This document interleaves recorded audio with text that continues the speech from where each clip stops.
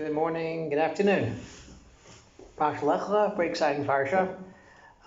Exciting for me because my oldest son Yoni's bar mitzvah parsha Lech Lecha, and I don't know, most people have their first son. Bar mitzvah is always a big deal. Well, it's always a big deal, but you don't know what to expect. The kid's been practicing for a year, and you're really nervous. What the heck's going to happen? You have no idea. Really have no clue what's going on. And Baruch Hashem, the kid did pretty well. Kid, he's 26, he's in college, but yeah, he's still a kid, I guess.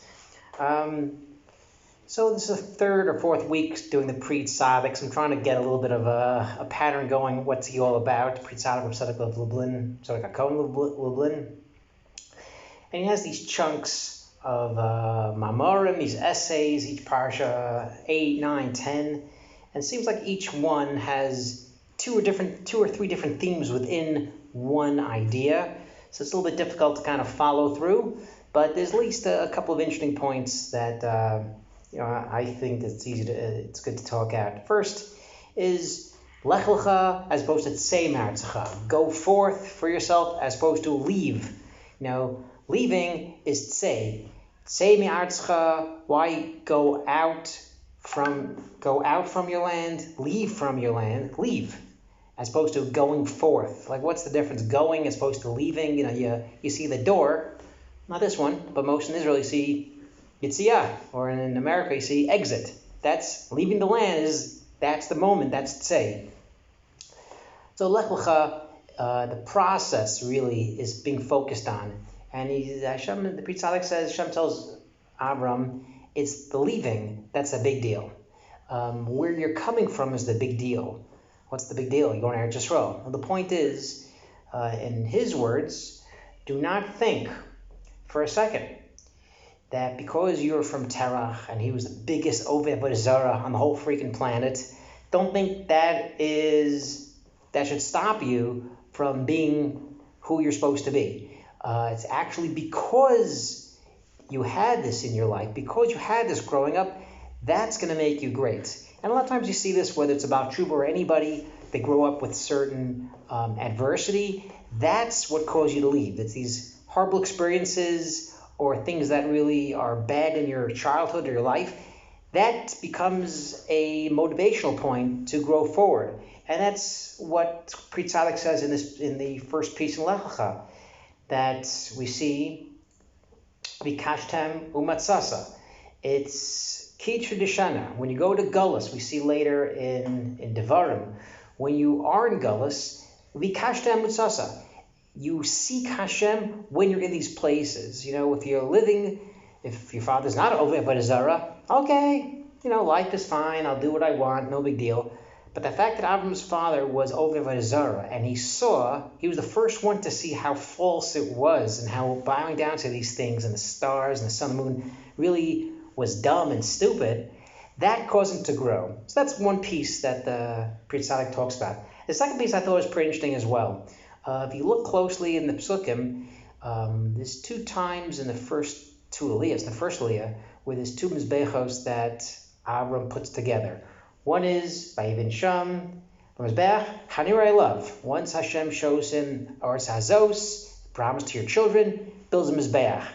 Later, in Ai, another place, another Mizbech, Vayivin Sham Mizbech Hashem. Not Hanira, just Vayivin Sham Mizbech Hashem. After Avram goes back to leaves Mitzrayim, he goes to Ai and davens over there by the second Mizbech. And the question is, why need two Mizbechot? What's the difference? Why is one Hanira? Why is one just Vayivin Sham Mizbech? And Pri Tzaddik says there's two types of Mizbechos and two types of aspects of following Hashem. One is the Nigla, the revealed. One is the Nistar. One is the hidden. Torah is the first Mizbeach. Torah, as we go on our Daf Yomi, or we do Chumash every day, or Musar, Halach, whatever it is, each day we understand a little piece of what Hashem reveals to us, whether it's Torah Shveksav, Torah Shvat Peh, and we kind of grow the ways of Hashem, we understand the ways of Hashem. But there's a part that is hidden. Tefillah, for example. We think we could do X, Y, and Z. We think we know X, Y, and Z. We daven for things. It turns out we really don't know what's best for us. We really don't know the ways of Hashem. And this is the nister part. This is the hidden part. Torah, we understand, but tefillah, we're davening. We're kind of, throwing a pitch, throwing a, shot from left field. We don't really know what the outcome's going to be. And a proof in point, Avram davens on Yishmael, Lu Yishmael Yechia, Lefanecha. What happens there? Yitzchak wants to bless Esav. What happens there? And so the best of us, we have different intentions, but we really don't know. And the best we could do is really daven to Hashem. And whatever Hashem feels is best for us, that's what we should be zocher to have. So it turns back into why Avram had the second Mizbeach. Why second Mizbeach? Avram saw that Ai was going to be a place that the people needed tefillah. If you fast forward a couple hundred years, the people go to battle in Eretz Yisrael and Ai, and 36 people are dead. And Yeshua has no idea why this happened. They win Yericho.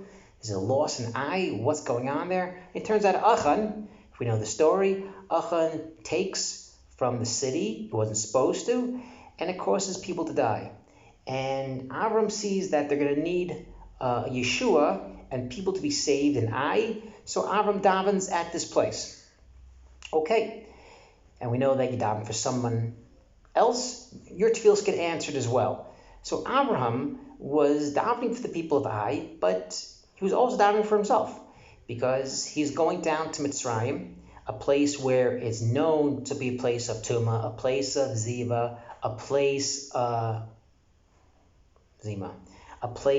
Osher, a place of really rough things. And Avram had to daven to protect himself and daven to Hashem.